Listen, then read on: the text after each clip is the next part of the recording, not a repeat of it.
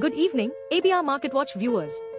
As we wrap up today's market events, let me share two crucial takeaways that caught our attention.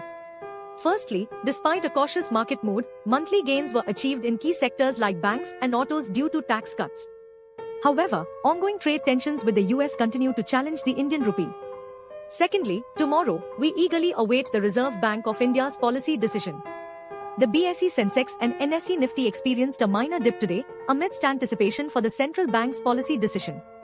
Despite this, the drop in state-owned banks and auto stocks was offset by tax cuts. The Indian rupee reached a record closing low versus the US dollar at 88.7875 due to ongoing trade tensions with the US, prompting central bank intervention. The rise in banks and auto stocks was primarily due to expectations of stronger festive demand following tax cuts.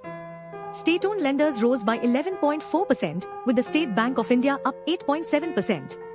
The autos sector climbed 6.3% during the month, led by companies like Eicher Motors, Maruti Suzuki, and Hero MotoCorp. On the flip side, the IT sector declined by 4.3%, as worries over rising costs arose from increased H-1B visa fees in the US. Smaller and mid-cap indexes advanced by 2% and 1.4%. The metal sector added 9.7%, driven by sustained demand and expectations of gains from China's production policies for 2025.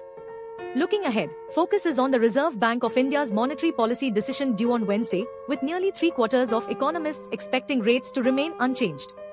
The market also grapples with the ongoing decline in rate-sensitive sectors and the performance of individual stocks, such as Man Industries, which slumped 10.5% on Tuesday following regulatory action for alleged fund diversion. As we move forward, let's stay informed, make wise decisions, and continue to navigate the market together with ABR Market Watch.